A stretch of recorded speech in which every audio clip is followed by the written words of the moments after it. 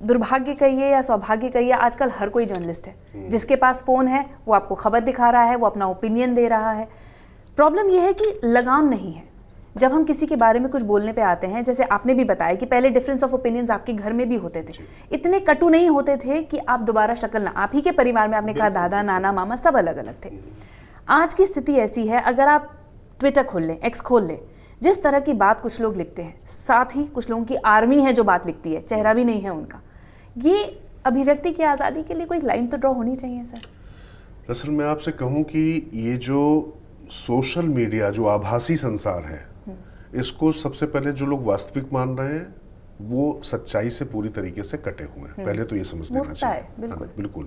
और दूसरी बात ये है कि क्या ये जो लोग आपस में तमाम साइट्स पे बात जिस तरीके से करते हैं, क्या आपस में भी इसी तरीके से बात करते हैं क्या?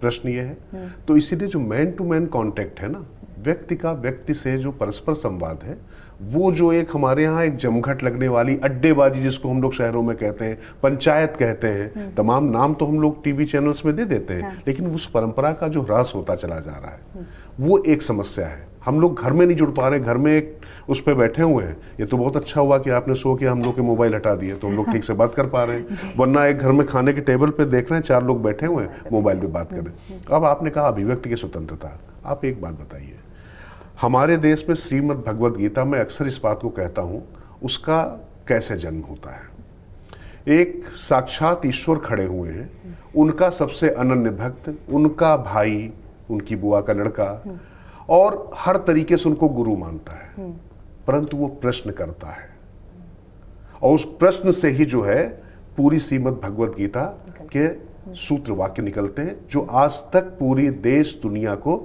दिशा दिखा रहे हैं। तो प्रश्न करो, प्रश्न में ही उत्तर है, ये हमारे यहाँ की परंपरा रही है निश्चित तौर पर।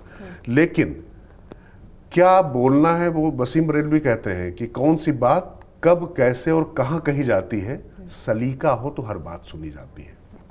तो सवाल ये है कि आप क्या एजेंडे के तहत, ये एक बहुत खतरनाक शुरू हो गया। कभी आप जॉर्ज सोरोस का नाम सुनते होंगे, कभी डीप स्टेट का नाम सुनते होंगे, कैसे तमाम विषयों को आपके प्रभावित करने की कोशिश की गई है, आपके मानस को, आपकी चेतना को। पहले मैं, दरअसल हो सकता कुछ लोग को, मैं फिर कह रहा हूँ, मेरा तो मेरे संपादक जी से भी बड़ा वो चलता था, मैं कहता था कि जो आपका जो वामपंथी साहित्य, जो आपके इतिहासकार हैं, इन्होंने इस तरीके से हमको हीन भावना की तरफ धकेला, जिस पे मेरा प्रतिवाद है, उस पर मेरी तमाम चर्चाएं होती थी। अब वो बहुत लंबी चर्चा हो जाएगी। लेकिन अभी क्या हुआ है कि कैसे जो है इस मोबाइल के माध्यम से, आपके डेस्कटॉप या लैपटॉप के माध्यम से आपके दिमाग में कुछ चीजें भरी जा रही हैं, और ऑपरेशन सिंदूर के दौरान उसका साक्षात उदाहरण मिला। आप आम आदमी के तो जाने दीजिए, बड़े बड़े लोग और नेता प्रतिपक्ष तक हमारे उस मतलब जो है प्रवाह में बहते हुए दिखाई पड़े। जो बात आसिफ मुनीर कह रहा था, वो बात यहाँ पर राहुल गांधी कहते दिखाई पड़ रहे थे। आपको समझ में नहीं, आप कहते रहे कि ट्रंप ने जो है वो, अभी देखना ट्रंप को क्यों नहीं कर दिया। आप एक दुनिया के सबसे शक्तिशाली देश में, तो कहता हूँ कोई भी देश हो, उसके राष्ट्राध्यक्ष के लिए जब तक वो शत्रु देश नहीं है, तब तक इस तरीके की अपमानजनक भाषा का इस्तेमाल आप सदन के अंदर नहीं कर सकते हैं, सदन के बाहर भी नहीं करना चाहिए। संस्कृति नहीं है हमारी, हम तो यही कहेंगे, है ना। और हमने जवाब तो दिया ना उसके पूरी तरीके से। 5 देश अभी भी पूरे दुनिया में है जो ट्रंप टैरिफ के आगे नहीं झुके ना, और भारत अगर झुक गया था, सीज फायर अगर उन्होंने उससे कर दिया था, तो फिर कैसे फिर वो हमें 25% हमारे ऊपर टैरिफ लगा दिया गया। मैं ये कह रहा हूँ कि ये जो पूरा हमारे लोगों के दिमाग में धकेलने की कोशिश की जाए, आपने बिल्कुल ठीक कहा कि तमाम ट्रोल और जो तमाम लोग जो करने की कोशिश कर रहे हैं, तो ये कुछ लोग को रोजगार तो हो सकता मिल गया हो, 25 पैसे 2 रुपए का रोजगार मिल गया उनको, लेकिन ये हमारे समाज के लिए बड़ा घातक है। इसलिए नियमन आवश्यक है, सख्त कार्रवाई आवश्यक है। आपको ये बताना पड़ेगा कि आप क्या वो भाषा अपने माता पिता, बहन, पत्नी, बच्चों के सामने क्या इस्तेमाल कर सकते हैं, वो किसी भी वैचारिक अधिष्ठान का हो, इससे फर्क नहीं पड़ता है। और क्या विरोध करने का हमने नहीं देखा कि अटल बिहारी वाजपेयी को हमने विरोध करते हुए नहीं देखा, जेपी को विरोध करते हुए हमने नहीं देखा हमने।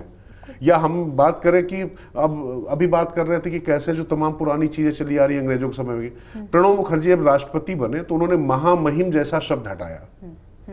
उन्होंने कहा ये महामहिम क्या होता है भाई, मैं राष्ट्रपति हूं, इस देश की जनता ने मुझको सब कुछ दिया है, मैं सबका सम्राट तो थोड़ी हो सकता हूं, ये लोकतंत्र है।